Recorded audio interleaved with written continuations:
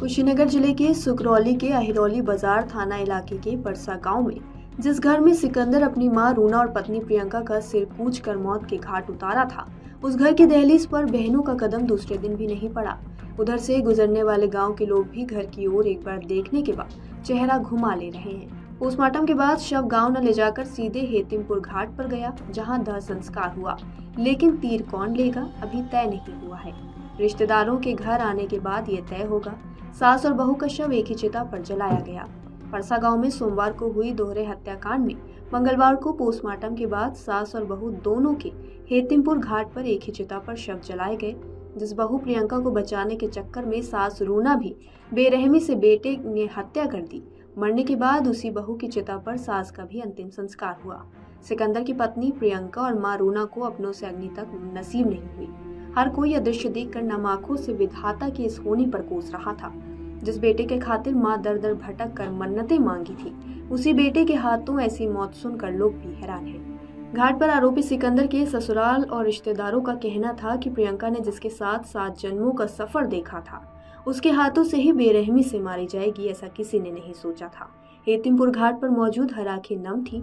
रिश्तेदारों का रो रो कर बुरा हाल था। वहीं घटना के बाद से घर में ताला बंद है। 5 बहनें पड़ोसी के घर रात गुजार रही हैं। मंगलवार को गांव की कुछ महिलाएं पहुंची और ढांढस बंधा रही थी। इसी दौरान किसी ने सिकंदर का नाम लिया। इस पर आंखों में आंसू लिए बहन चीख उठी और बोली कि खूनी भाई का नाम मत लो आप लोग। उसका चेहरा देखना तो दूर, नाम से भी नफरत हो गई है। घाट पर मौजूद सिकंदर के बहनोई आद्या गुप्ता ने बताया कि हम लोगों का तो सब कुछ खत्म हो गया है। ससुर की पहले ही मौत हो गई थी। शव को पोस्टमार्टम हाउस से सीधे घाट पर ही लाया गया है। इसलिए ही घर पर सभी बेटियों का रो रो कर बुरा हाल है। किसी को कुछ सूझबूझ नहीं रहा कि क्या करें क्या ना करें। कोई व्यक्ति अपनी पत्नी और मां के साथ इतनी जघन्य करतूत करेगा, ये कोई सोच भी नहीं सकता था।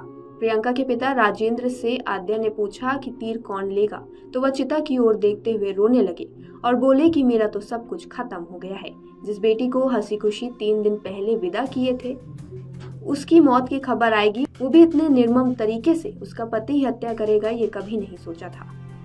परसा गांव में दूसरे दिन सुबह ज्यादातर घरों में चूल्हे नहीं जले। हर जुबान पर बस घटना का ही जिक्र था। गांव वालों का कहना था कि हम लोगों ने कभी नहीं सोचा था कि सिकंदर ऐसी हैवानियत कर सकता है। सिकंदर का चेहरा गांव में अब कोई देखना नहीं चाह रहा। सब लोग अपने घरों में दुबके रहे और गम में डूबे रहे। मजदूरी करने वाले लोग भी मंगलवार को काम करने नहीं गए थे।